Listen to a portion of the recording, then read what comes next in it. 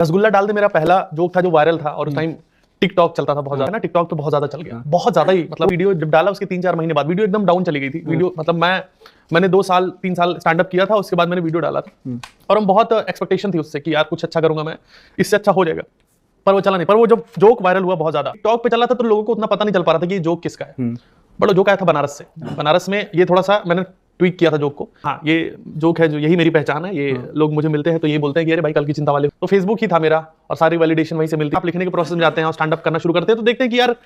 जो मैं जोक कर रहा हूँ उसमें कौन सी चीज फिट बैठ सकती, पूरी जॉब और इन सब चीजों के बारे में थी, तो मुझे वो चीज बड़ी बढ़िया लगी। मेरा फेवरेट जोक है भी नहीं, मेरा एक दूसरा है कि अगर आप तुम्हारा किसी चीज में मन नहीं लग रहा तो जरूरी नहीं तुम किसी और चीज के लिए बने हो सकता है तुम हराम। मुझे लगता था कि वेल रिटन जोक है जो,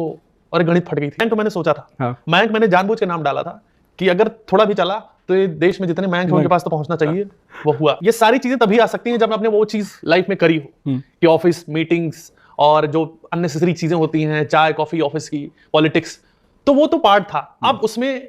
कुछ अपनी चीजें ऐड करी, कुछ ऐसे दोस्त हैं आसपास के जो उनकी हरकतें होती थी वहां से ऐड करी, तो ये सब चीजें इकट्ठा होकर फिर जो है मेरे साथ बहुत डीपली एक कनेक्शन है। अगर मुझे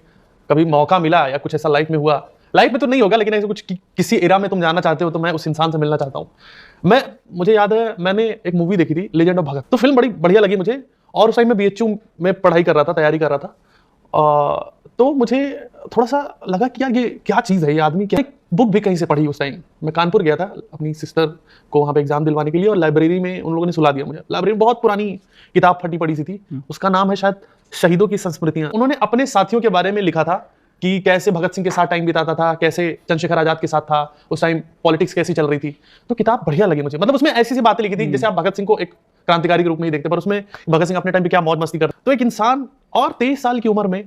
इस तरीके से सोचना, जैसे भगत सिंह सबसे, मुझे लगता है जो सबसे पॉपुलर है इस वजह से क्योंकि उस टाइम सारे लोग ही क्रांति के लिए लड़ रहे थे और सबका एक ही मकसद था कि नहीं आज़ादी नहीं चाहिए, हमें चाहिए समाज सब साथ में मिले, क्योंकि आज़ादी से मिल गई तो एक अमीर गरीब भेदभाव, ये मजदूरों के लिए हक की बातें, मतलब इतना पढ़ा लिखा आदमी उस एज में 20-21 साल में हम क्या कर रहे हो। लेकिन मैं बड़ा प्रभावित हुआ जब कॉलेज में था, एक प्रोजेक्ट था जिसमें कॉमिक्स हमें बनानी थी, तो मैंने एक पूरी कॉमिक्स जो है 1 साल तक जो भी किताबें मिली, जो भी सिनेमा मुझे भगत सिंह के बारे में मिला, मैं एकदम ऑब्सेस्ड हो गया था। गाने चलते रहते थे दिन भर, भगत सिंह का रंग दे बसंती चोला, सब बोले कि क्या हो गया थी कि भगत सिंह के साथ मेरा कनेक्शन बहुत ज्यादा ही था कि अपने जैसा ही एक आदमी है लेकिन उसकी हिम्मत इतनी है कि भाई फांसी दो मुझे। बैट की सबसे खराब बात यह है कि अगर आप उसे देख लोगे तो उसके बाद आपको कुछ भी नहीं अच्छा लगेगा। कोई शो मुझे इतना हिट कर सकता है मुझे नहीं पता था, मुझे पता ही नहीं था। मैंने लॉकडाउन जब था, अभी पिछला लॉकडाउन लगा था, घर पे पड़ा था और मैंने वो उसकी वॉल्टर वाइट की फोटो जो पॉपुलर बहुत ज्यादा हर जगह देखी थी, पर सीरीज पहला एपिसोड मैंने देखना शुरू किया तो मुझे लगा कि कुछ बढ़िया चल रहा है। वो ऐसी चीज है ना कि वो जहर है, धीमा जहर जो धीरे धीरे असर करती है। शुरू हुआ वॉल्टर वाइट से और आते आते Jesse Pinkman, character Jesse Pinkman का है, मतलब मुझे लगता है कि उससे बढ़िया कुछ लिखा नहीं गया, उससे बढ़िया एक्टर कोई नहीं है और उससे बढ़िया डायरेक्शन मुझे आज तक नहीं दिखा। मतलब अभी भी या मरते दम तक मेरे लिए वो बेस्ट रहेगा, उससे बढ़िया कुछ है ही नहीं। बहुत सारी चीजें होती है और वो आपको बहुत तकलीफ देती हैं, आप वो कैरेक्टर जुड़ जाता है, वो बड़ा अच्छा आदमी रहता है, उसको फोर्स किया जाता है बहुत सारी चीजें करने के लिए। अब ये कितना रिलेवेंट होगा जो हमारे दर्शक देख रहे हैं मुझे नहीं पता, पर ब्रेकिंग बैड मैं सबको रिक्वेस्ट करूंगा कि वो